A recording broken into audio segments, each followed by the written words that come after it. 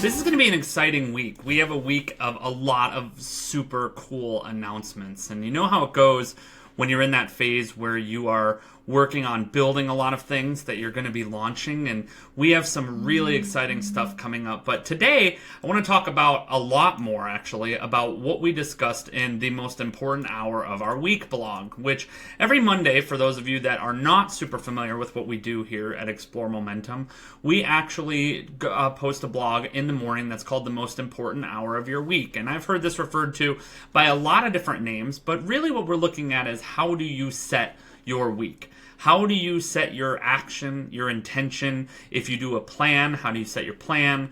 What does your calendar look like? All sorts of different topics that we've been covering for the last few weeks and we'll be covering every Monday going forward on Explore Momentum. But today I covered a topic that actually came from an article that I saw last week that was really, in some ways, very surprising, but in other ways, not so surprising, in that the stat that it showed, and I believe this was the exact stat, is they did a survey, and it was fairly recent, it was 2015, and I doubt that the results have changed much since then, that said that over 87% of people that were looking for new jobs, or who were job applicants, left their previous job because they didn't like the management. They didn't like their boss. And then beyond that, what they found is that 50% of them reported that the reason that they didn't like their boss, the big problem with their boss, was that they didn't trust them. And so when you're an entrepreneur, or you're a small business, or you're a direct sales leader, or whatever it is that you are, what you will learn very quickly is that trust is your currency. It doesn't matter what your product or service is, trust is the currency. Most of all, as entrepreneurs, we are focused on the idea of building trust and rapport with our customers because that's how we sell. If our customers trust us or our future prospects trust us, then they are far, far more likely to stick around and buy what we've got. And then they're far more likely to tell people about it, to share what they're doing, all of those good things. So that's what tends to happen. Now, what we forget about a lot, especially if you're in that beginning phase or solopreneur phase where you're really launching and you're kind of everything to everyone in the business, what starts to happen in that phase that becomes alarming is we don't really think about how do we develop ourselves as better leaders, because we may not be thinking that, oh, we're going to have to start outsourcing things soon, or we're going to have to start, building a team soon, or we're going to be working with contractors. Whatever the way that it is that you do what you do, you probably don't spend a lot of time thinking about leadership for leadership's sake. And the other thing that I covered in the blog today that I think is critical that I want to deepen a little bit more is that when I talk about leadership, I'm not talking about skills or tactics. For the most part, when people think about developing themselves, they think about how am I going to go get trained. So they say, all right, well, I need skills in this. I'm going to be a better leader if I learn how to do something. If I get better at marketing and finding my next customer, that'll make me a better leader. Or if I get better at building a website, or if I get better at making a sales call, or if I get better at any of those skills, those are the types of things that people tend to think that are leadership skills. And the reality is that couldn't be any further from the truth. It's not the truth, actually. In fact, leadership is really about two very simple things, and I broke those down in the blog for those of you who didn't get to read it. That's right in the comments of this. Make sure you read it when you're done with this video, but I give very simple definition of what a leader is, and it's really what I believe a leader is. It's two very critical things.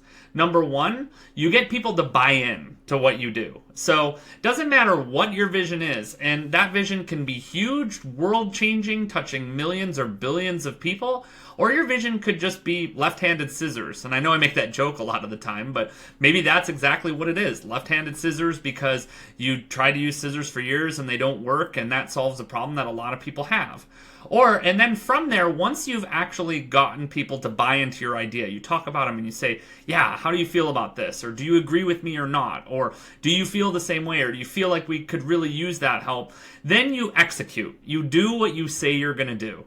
And 9 times out of 10, I think that second reason is the main reason that study looks the way that it looks. That so many people don't trust their leaders because they say one thing or they do another. Or they talk out of both sides of their mouth.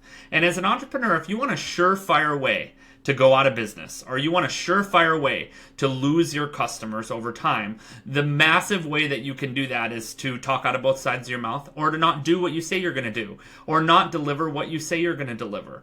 And again, not everyone needs to have a super huge promise. This is the other thing that I notice, especially I think that there's this kind of cult of entrepreneurship that's developing, and I've been a part of it for a lot of years, and I still watch a lot of speakers and trainers and presenters who have that issue. But what really starts happening is when you buy into it, all of us think we have to have this vision that's so big that we have to change the world. And that's not necessarily true for everyone out there. Some of you in particular have a very particular audience that you want to reach out to. But if you say you're going to do it, you have no choice but to do it. If you say you're going to take action, then you're going to take action. If you say that you're going to train and build new skills, even though that's not necessarily the focus of being a good leader, you're actually going to do it. If you say that you're going to release a product or a service on a certain date at a certain time, you have to do it. If you say you're going to post a blog, like what I just said earlier today about the most important hour of your week every Monday, and then I don't do it, what's going to happen is trust is breached. If trust is breached with your customers, they're not going to buy from you. If trust is breached with your team, then they're not going to stick with you. And most people have no idea. Most people think of the cost of the initial action. And I've talked about this in workshop rooms for years. Most people think about, if I want to go hire a developer, or I want to go hire a marketing team, or I want to get Ken and his team to run my ads, whatever it is. What starts to happen is I think of the initial cost that it's going to take right from the beginning. I say, all right, it's going to cost me $1,000 a month to go hire a team. Or it's going to cost me $5,000 plus ad budget, or whatever it is to get that cost in the bag and get it moving forward. What you're probably not thinking of, if you don't have a lot of management experience, or you went into small business at this point and you're trying to figure it all out as you go along, or you're the type of person that's just like, I've always hated my boss, I don't really even know what a good boss is, and you're kind of coming at it from that perspective, what starts to happen is you don't think about loss cost. And you don't think about the idea of, all right, I will make this initial hire, or I will bring on this initial teammate, or I will bring on this first person, and then I don't think about what happens if I lose that person. There's loss cost involved in there too. There's also loss cost that's involved in when you breach the trust of your customer, especially if you go spend ad budget. If you put some money down to get a customer on your list or buying your product or doing what they're doing, and then you breach that trust, chances are that revenue has walked away. And that's what, and follow-up is probably the biggest example I see of this from a marketing perspective, of you tell someone you're going to get in touch with them, and then you don't get in touch with them. Or you tell somebody that, hey, I'm going to get more involved with what you're doing, and then they never hear from you again. I can't tell you how many frickin' people I've met over the years that have given me a business card or given me something, and they said, all right, I'm going to follow up with you on Monday. And then I never hear from them again, and then I get curious 6 months down the line, and I go check in with them, and I say, what's going on with that person? And they're kind of, normally that person who doesn't follow up is in the same position as everybody else that I meet. They give you that, I always joke about this answer, they go, well, I was busy doing this, or I forgot about that, or I didn't go where I was going. And so all of those are really your leadership skills, boiled down to the simplest possible level. If you don't spend the time to focus on how you're going to be a better leader, which means you want to change the world in some small way, and then when you say you're going to do it, you actually do it, that's the time that you need to invest this week. You need to spend some time, and I call it an hour. For some of you, it might be a little bit more for you to actually spend the time to execute. And so again, every Monday, we're going to focus on what you can be doing in that important hour. Some of you might call it your power hour. Some of you might call it your preparation hour. It doesn't matter what you call it. But in the most important hour of your week, where you're laying out your time, you're laying out your schedule, you're saying what you're going to do or not do, you've got to make sure that you're spending some time focusing on these different areas, at least a little bit. And in particular, if you don't spend the time to focus on your leadership overall, to really say, what am I going to do to be more trustworthy? What am I going to do to lay out a plan or a vision that people can actually buy into and they can agree with, whether it's changing the world or left-handed scissors?